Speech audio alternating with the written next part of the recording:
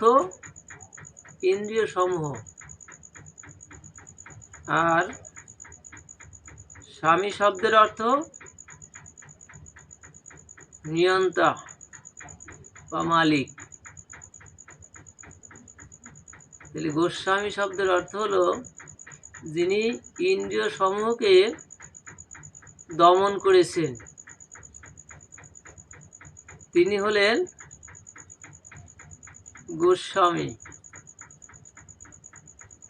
অর্থাৎ যার সমস্ত ইন্দ্রিয়গুলি বশীভূত হয়েছে সে হচ্ছে গোস্বামী। আর যিনি ইন্দ্রিয়ের দাসত্ব করছেন তিনি হচ্ছেন গোদাস। অর্থাৎ ইন্দ্রিয়গুলি তাকে যেভাবে চালাচ্ছে সেইভাবে সে চলছে। আর গোস্বামী পদবাচ্য দ্বারা তিনি ইন্দ্রিয় সমূহকে নিয়ন্ত্রণ করে তিনি সমস্ত ইন্দ্রিয়গুলি তার বশীভূত।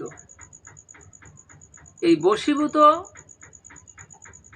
ইন্দ্রিয় ছাড়া ভজন হয় না।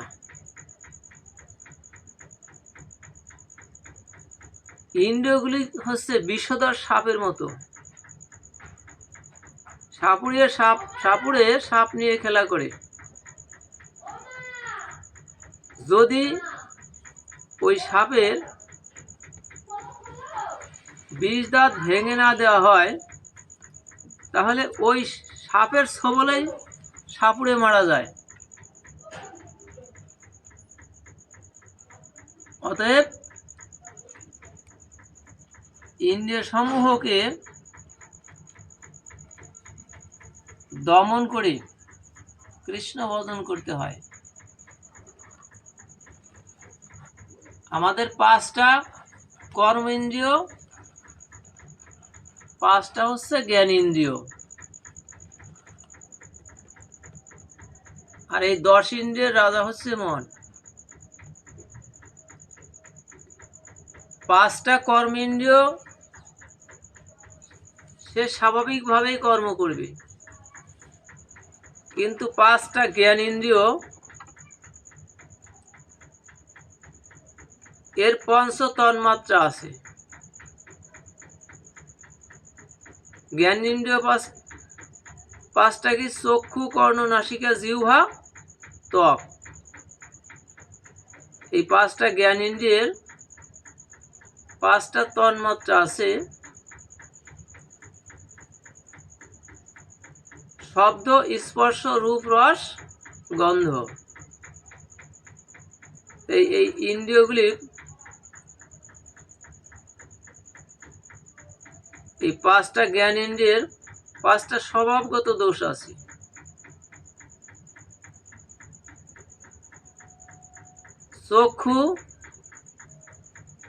চক্ষু করে পতঙ্গের স্বভাব চুরি। এই কারণে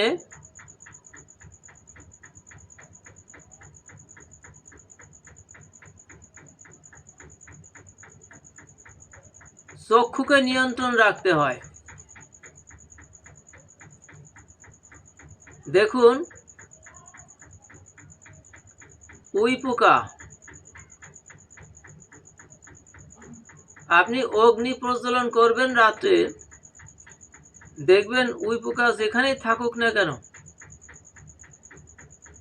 সে দ্রুত বেগে ওখানে ছুটে আসবে।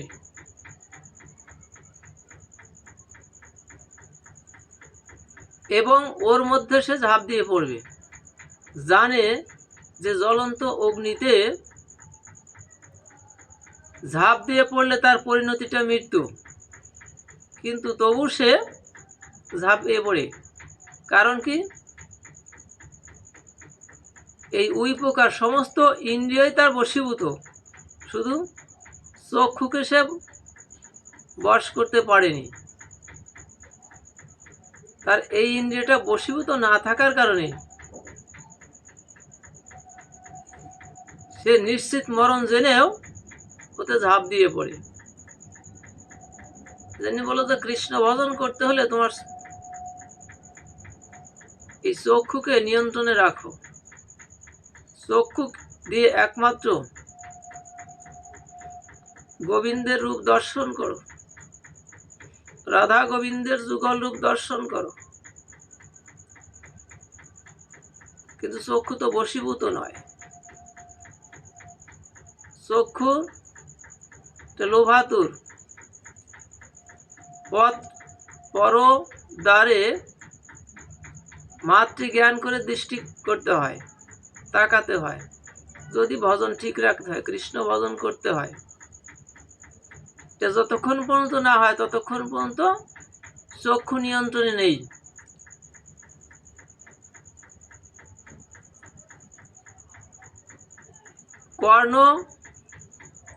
কর্ণ চুরি করে হরিণের স্বভাব। হরিণ কি করে, সমস্ত ইন্দ্রিয় তার বশীভূত, কিন্তু কর্ণটা হরিণের নিজ বশে নেই, বশীভূত নয়। এ কারণে ব্যাধ যখন হরিণ শিকার করতে যায় তখন সে বাঁশি বাজায়। এই সুরেলা বাঁশির সুর শুনে ব্যাধের বাঁশির সুরে মুগ্ধ হয়ে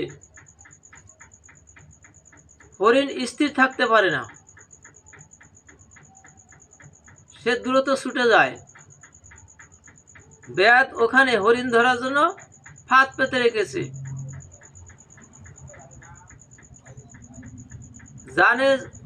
হরিণ জানে ওখানে গেলে আমি ধরা পড়ে যাব, ব্যাধের জালে ধরা পড়ে যাব। কিন্তু তবুও হরিণ যায়, কারণ তার কর্ণ বশীভূত নয়। এজন্য সে এই কর্ণকে, এই বাঁশির সুর শুনে সে আর স্থির থাকতে পারে না, যেহেতু তার এই ইন্দ্রিয়টা, শ্রবণ ইন্দ্রিয়টা বশীভূত নয়। আর যখনই সে যায় বাঁশির সুর শুনে, তখনই ব্যাধের সে জালে ধরা পড়ে যায়। এই কর্ণ একমাত্র শ্রবণ করার কথা, হরিকথা কৃষ্ণ কথা। কর্ণ যখন হরিকথা কৃষ্ণ কথা শ্রবণ করবে তখন কর্ণ আনন্দে উদ্বেলিত হয়ে উঠবে। একমাত্র হরিকথা কৃষ্ণ কথায় কিন্তু আমাদের এই কর্ণ হরিকথা কৃষ্ণ কথা শ্রবণে সে আনন্দিত হয় না। এই কর্ণ যখন আন কথা, কুকথা, বাজে কথা যখন আসে, এটাকে অনেক আন্তরিকতার সাথে রিসিভ করে। এই বাজে কথা, কুকথা শোনার সঙ্গে সঙ্গে সে অনেক আন্তরিকতার সাথে রিসিভ করে, কিন্তু হরিকথা কৃষ্ণ কথা সে অতটা আনন্দ পায় না, শ্রবণে সে অতটা আনন্দ উপভোগ করে না।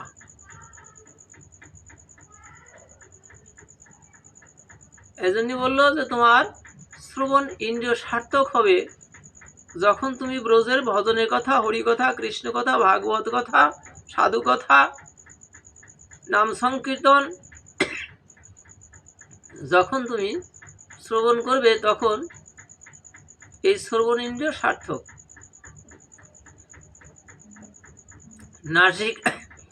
নাসিকায় করে ভ্রমরের স্বভাব চুরি। ভ্রমরের সমস্ত ইন্দ্রিয় বশীভূত, কিন্তু তার নাসিকা নিজ বশে নেই, এই ইন্দ্রিয়টা বশীভূত নয়। এই কারণে যখন পদ্মফুল প্রস্ফুটিত হয়, এই পদ্মফুলের গন্ধে আকৃষ্ট হয়ে ভ্রমর দ্রুত ছুটে যায় এবং সে পদ্মফুলের ভিতর পড়ে সে ওই মধু স্বাদ আস্বাদন করতে থাকে, মেতে যায় আস্বাদনে। সকালবেলা মধু সে পদ্মফুলের মাঝে গিয়ে পড়ল এবং সে এই মধু আস্বাদনে মেতে রইল, কিন্তু সকাল থেকে দুপুর, দুপুর থেকে বিকেল গড়িয়ে কখন সন্ধ্যা হয়ে গিয়েছে, ওদিকে ভ্রমণের খেয়াল নেই। আস্তে আস্তে পদ্মফুলের পাপড়িগুলো একেবারে পাপড়িগুলো একত্রিত হয়ে মুখটা বন্ধ হয়ে যায়। ওর মাঝে পড়ে ভ্রমর তার জীবন ত্যাগ করে, ওখান থেকে মরণ হয়। ভ্রমর জানে যে এই মেতে থাকার কারণে আমার মরণ হবে, কিন্তু তার এই নাসিকাটা বশীভূত নয়, এই কারণে সে ওর থেকে আর বেরোতে পারে না। এই মায়াময় সংসারে জীব তদ্রূপ। এই মায়াময় সংসারের মাঝে এমনভাবে সে নিবিষ্ট হয়ে থাকে যে জগৎ সংসারে এর চাইতে ভালো কোনো কিছু সে আস্বাদন করতে পারবে না, এমনটা তার মনে হয়। এমনভাবে সংসারে মেতে থাকে। এক সময় এই জীবনের সকালবেলা শুরু হলো, শৈশব থেকে বাল্যকাল, বাল্য থেকে কৈশোর, কৈশোর থেকে যৌবন, দুপুরবেলা, এরপরে যখন বার্ধক্য এলো, বিকেলবেলা হয়ে গেল। এই জগৎ সংসার থেকে তাকে বিদায় নিতে হবে, একথা জেনে বুঝেও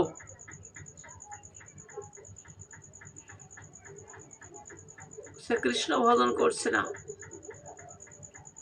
এই নাসিকায় একমাত্র গোবিন্দের শ্রীপাদ পদ্মে, গোবিন্দের শ্রীপাদ পদ্মে অর্পিত তুলসীর ঘ্রাণ, এটা সে গ্রহণ করবে। কিন্তু এ বাদ দিয়ে এই জড়জগতের কত কিছু, জড়জগতের যে নিকৃষ্টতম বস্তুর স্বাদ গ্রহণের সে আনন্দ পায়, যার ফলে এটি তার জড়জগৎ থেকে যাওয়ার সময় তার সাথী হয়ে যায়। জিহ্বা করে মিনের স্বভাব চুরি। মিন শব্দের অর্থ হচ্ছে মাছ। ধীবর যখন মাছ শিকার করতে যায়, বড়শিতে খাবার দিয়ে, বড়শিতে খাবার দিয়ে যখন ধীবর মাছ শিকার করতে যায়, মাছ দ্রুত ছুটে আসে।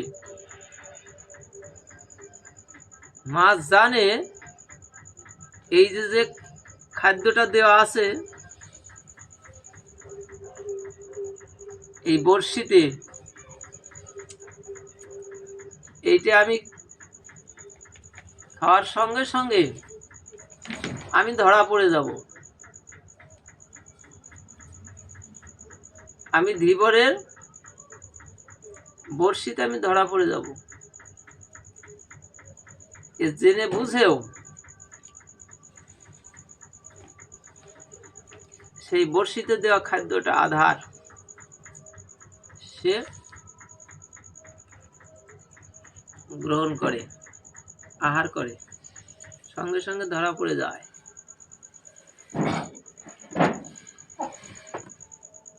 কারণ তার সমস্ত ইন্দ্রিয় বশীভূত, কিন্তু জিহ্বাটা বশীভূত নয়। চৈতন্য চরিতামৃতে বলল, জিহ্বার লালসা ইতি উতি ধায়, কৃষ্ণতা পরায়ণ কৃষ্ণ নাহি পাই। তুমি যদি কৃষ্ণ ভজন করতে চাও, কৃষ্ণ কৃপা লাভ করতে চাও, তাহলে তোমাকে জিহ্বাকে বশীভূত রাখতে হবে। জিহ্বারটা এত সহজে বশীভূত হয় না রে বাবা। তার কারণ জিহ্বার এমন একটা লালসা, ও যা দেখবে তার স্বাদই সে গ্রহণ করতে চায়। এ বশীভূত হয় না, নিয়ন্ত্রণে আসতে চায় না। এই জিহ্বাই একমাত্র যে স্বাদটা গ্রহণ করবে ভগবানের নিবেদিত প্রসাদ, এই প্রসাদ এসে তার একমাত্র এই প্রসাদ গ্রহণে তার আনন্দ, এবং ভগবানের নাম সংকীর্তনে এই জিহ্বা একমাত্র ভগবানের নাম সংকীর্তন করে জিহ্বার আনন্দ বর্ধন হয়। সাধু সজ্জন দ্বারা ভগবানের নিবেদিত প্রসাদ গ্রহণ করা আর ভগবানের নাম সংকীর্তন ছাড়া আর কোনো কিছু তারা গ্রহণ করে না। এই জন্য জিহ্বা যতক্ষণ পর্যন্ত বশীভূত না হয়, ততক্ষণ পর্যন্ত তার দ্বারা কৃষ্ণ ভজন হয় না। ত্বক, ত্বক করে হস্তির স্বভাব চুরি।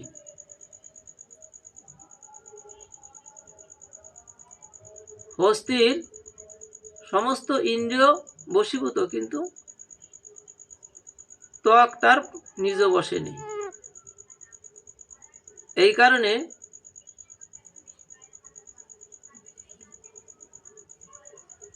শিকারী যিনি হস্তি শিকার করে, হাতি শিকার করে, সেই জঙ্গলের মধ্যে এই বুনো হাতিকে ধরার জন্য খেদা পেতে রাখে। ওর মাঝে এক হস্তিনীকে রেখে ওই খেদার মধ্যে এক হস্তিনীকে রাখে, আর ওই হাতি কি করে, হস্তিটা ওই হস্তিনীর অঙ্গ স্পর্শে আনন্দ লাভ করার জন্য সে দ্রুত ছুটে যায়। জানে ওইখানে গেলে আমি ওই খেদার মধ্যে আটকা পড়ে যাব। এ জেনে বুঝেও সে যায়, কারণ তার ত্বক তার নিজ বশে নেই। তার কারণ হস্তিনীর অঙ্গ স্পর্শে তার আনন্দ। এ কারণে সে এই জড় আনন্দ উপভোগ করার জন্য ওর মধ্যে ছুটে যায়। ছুটে গেলেই সে ধরা পড়ে যায়। বলো যে কৃষ্ণ ভজন যদি করতে হয়, তাহলে তোমাকে এই যে পঞ্চ জ্ঞানেন্দ্রিয়, এই যে পঞ্চত শব্দ স্পর্শ রূপ রস গন্ধ, এটিকে তুমি নিয়ন্ত্রণে রাখো।